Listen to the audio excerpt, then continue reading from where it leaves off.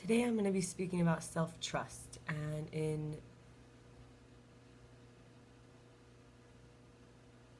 the spirit of for the sake of God's unity.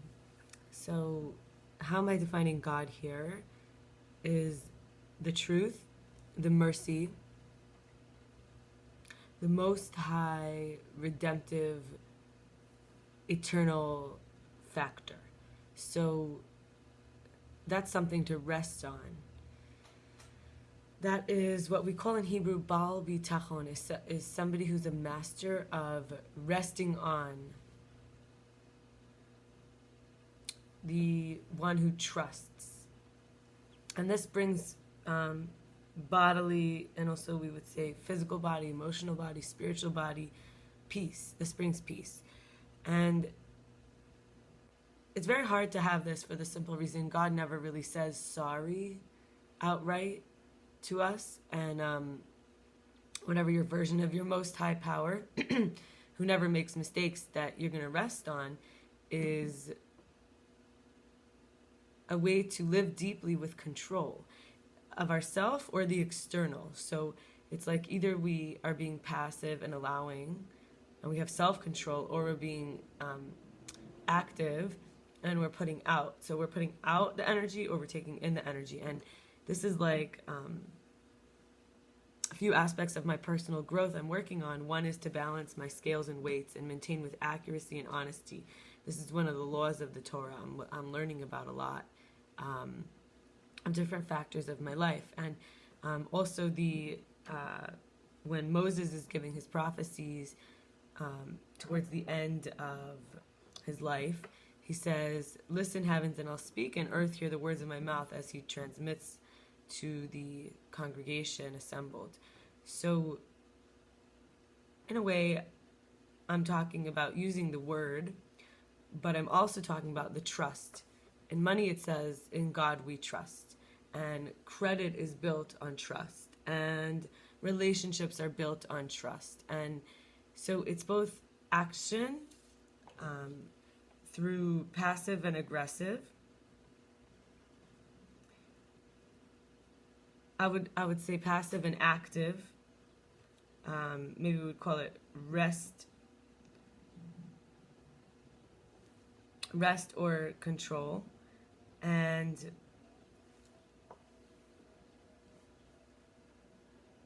being one who bears great light is bearing. So both bearing it, like having it, B-E-A-R, having it, being the bearer of light, versus one who bears the light can handle the intensity. And a question I like to ask myself is, where am I being unfair and dishonest? Pretty much either at night or in the morning, once a day, really. I ask myself this question so that I could serve better with my speech, so I could serve trust, which everything rests on, to even trust the mind, to trust the emotions, to trust the ones close to us, to trust a narrative, one narrative over another contradicting narrative. And so I'm going to briefly talk about the dimensions of God that in Kabbalah we call it receive. Kabbalah means to receive the light, how we can bear the light. We have 11 aspects for bearing the light.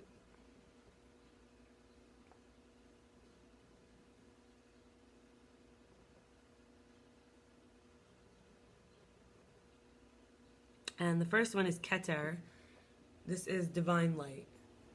The second, this is the divine light that's undifferentiated. It's the closest to the emanation.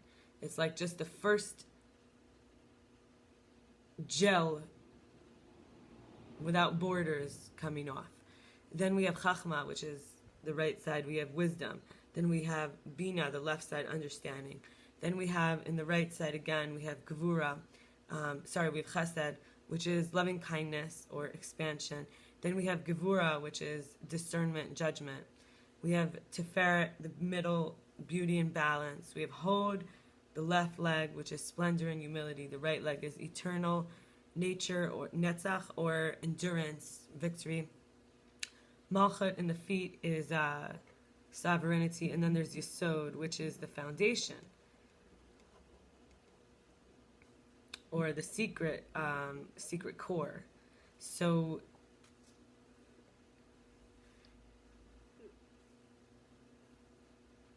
in all these areas that are being separated in the body, but also in the consciousness, there's a person to bring in, which is probably Matisyahu. So he refused to submit to a foreign god, and he led rebels. And this is the story of Hanukkah. And his children were Yochanan, Shimon, Yehuda, Lazar, and Yonatan. He had these 5 sons, and in a sense, he refused to use his words to submit to a false god, and he used his words to get others to join in. And then we think of Jesus, who, with his priestliness, the sacrifice of a temporary desire and pleasure, he was so unseen and unheard in his actual life, and even though his legacy lives beyond, it's like letting everyone be imperfect and not looking in them for a womb from the darkness. So at 30 years old, he was able to be letting go of needing the temporary honor and credit, and he used his words or his silence through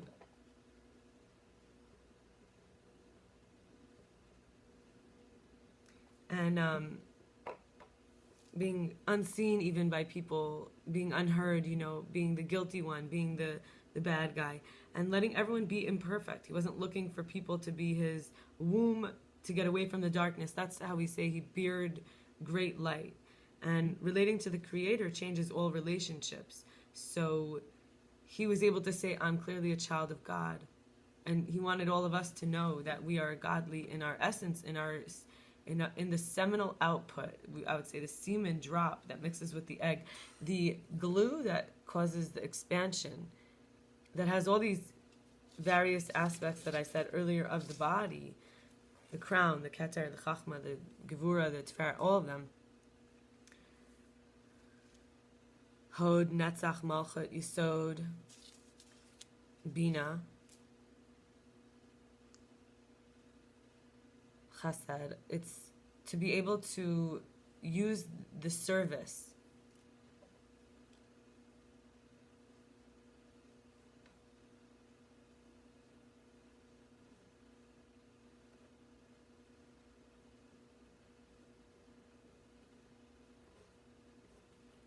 and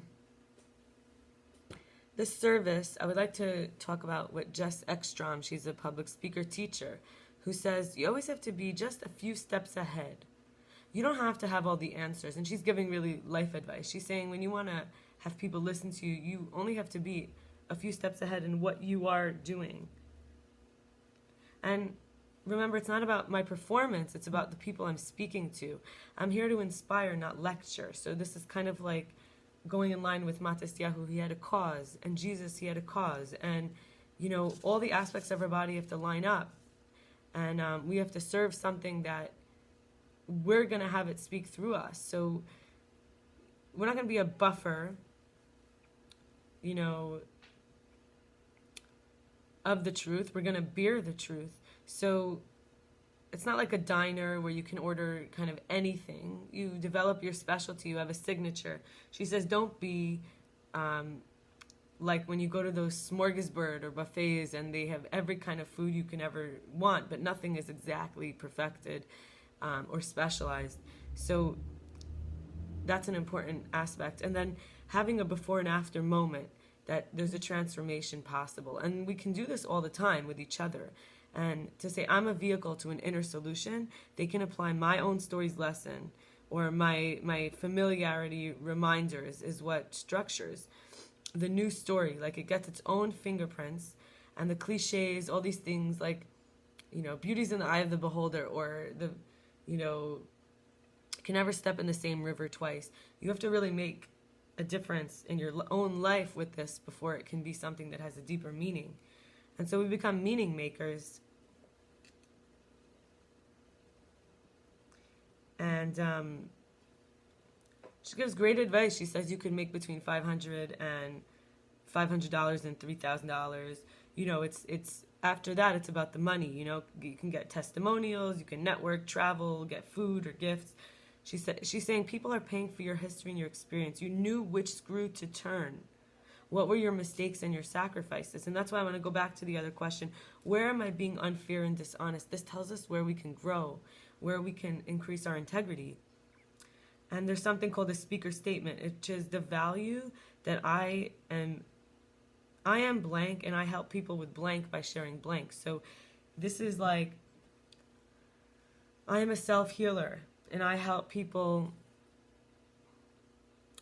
with self-issues by sharing self-discovery, self-uncovering, So that could be just like a quick answer right now. It's not necessarily what I would say in all areas, but right now at this moment in terms of this video. So we serve each other with our speech, and we have plenty of people in history. I only called on 2 who can guide us with the passive role or the active role, depending on when we need it, which could be also defined as resting or controlling the outcome. Resting in or controlling. So we either trust ourselves or we trust the environment. And now I'm going to go into a little bit of processing. So all this is information, but what is it really telling us? It's telling us the division. For proactive, we don't actually need to be active. Sometimes we need to process in order to become active. So the muscles themselves need rest and break periods in order to then become stronger to do even more. So we have to process. There's Havaya or Yahava. I'm not saying it the way that it's written, but Yod He Vav He. Some people say Jehovah, Yahweh. I'm not pronouncing it in the way that I was raised I'm supposed to consider sacred. I'm not pronouncing it here that way. So I'm letting you know that we call it Havaya in short, or Yahava in short, in order to be able to say who we're referring to as what name. And this is referring to the divine presence, which has a numeric value of 26. And that's also the numeric value of one love. So you can see that it's the most unified presence of all being, of all existence. Versus Elohim. Elohim is powers. So all the powers, you might say there's power of the sun and the moon and the stars and the vegetation and the earth itself and the seasons and so on and so forth. And each human has power. And so we'd say, what's the highest power? So this is processing between being part of the oneness or being part of the hierarchy of powers and going up, moving up to the highest power. Power of life, power of death, Who do you serve? And that's why I said you just have to keep choosing who do you serve through serving. So, and then there's Ben Adam and Ben Ish. Ben Adam is Adam and Eve. And we would say Eve, through the mitochondrial DNA pathway, comes from Africa. And maybe close enough to the Middle East to say Middle East, whatever you're most comfortable with. I would say Ben Adam is to say that you believe in this history, you have a spiritual ancestry. Versus Ben Ish, you would say, oh, I have, I'm son of man, right? Son of woman. And you would say that this is, that we are humankind. Then you have Homo sapien, which is the ones who are knowers. You have this group of species that we would say Homo sapien is the ones who are able to know, versus Homo erectus, the ones who are erect, the ones who are upright. So this is a species that came before us. You would say not maybe all of them are, and this could be just purely a thought experiment. I'm not saying that there was this species or not. I wasn't there, but I'm saying that in trusting something, you would say that becoming upright is before you can know. If you're walking around looking at the floor or staring at the sky all the time, you're actually not upright. So Homo sapien is the next level. It's like becoming, I don't want to use level, which implies judgment, but Homo sapien is the human that knows. And then you have another separation. You have master code, which is the code that can always become anything. It's the master key. It can get to through any program. And then you have section code, which is the part that could be a starter, an ender, a refiner, an operator, a joiner, a speeder upper, a pressurizer. And then you have potential versus actual. Potential is the ability to, and actual is the current output. So it's like what is actually happening versus what is potentially able to happen. There's so much power here in this. So I'm showing the difference between the all versus what is, and not getting stuck in the imagination or the memory thinking that's all there is. Just because, we're in this, we have to process this. So in other words, the contrivative is where it came from, and the derivative is what came out of it. So the derivative of our imagination could be something that we're projecting into the future. If it came from the past of what we've experienced, it's actually not from the source. So it's not from the constantly possible outcomes. The probabilities are being altered by what we've already experienced. And so we have the differentiated versus the undifferentiated. So the undifferentiated is like not actually your memories. It's things that haven't even happened. It's not yet occurred. So the differentiated is now I can remember it's possible. So it's something that's different than the other. You might even say that a memory could be a race. The fact that we have any at all associations with color of skin or melanation should be, for whether you think it's better or worse of any kind, that's already not living in an undifferentiated love. That's a differentiated love because it has association, which are good or bad. And then there's uncontaminated, which has never made an encounter, versus the evolved, which had an exposure, things fell away, and now the survival of the fittest, the best parts came out. So it could have been contaminated, but there was evolution. And then we have pure. It's never had an encounter. It's never been exposed. And then you have refined, which has had its encounter. It's been exposed, and it's been adjusted and altered to be the best version of itself. You would even think of types of oils or foods that we prefer that have become refined, or behaviors, versus the childish curiosity versus the refined curiosity of an adult, matured. And then we have original versus specific. So original means it is completely new of itself. Specific means it has been pressured to meet a certain need.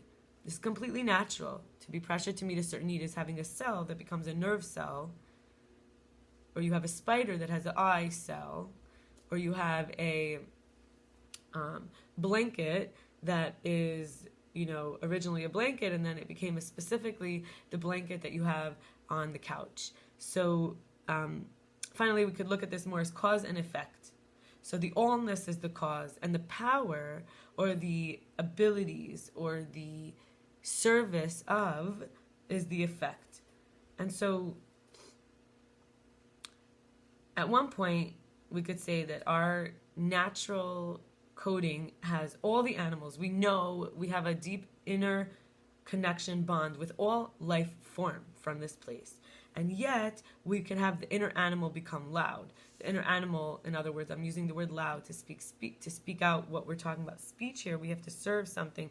We have to know whether we have to control the urge or act on the urge. And we have to know whether we could be in silence or speech. We have to bear the light. The light can often be, I am not my urges or my desires, and these animal codes are coming out of control. And it happens when we feed them. What we practice does grow stronger.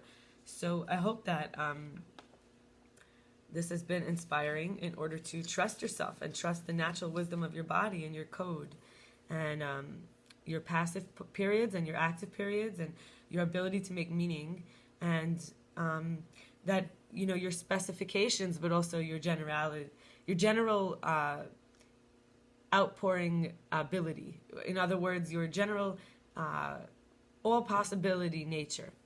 Have a beautiful one.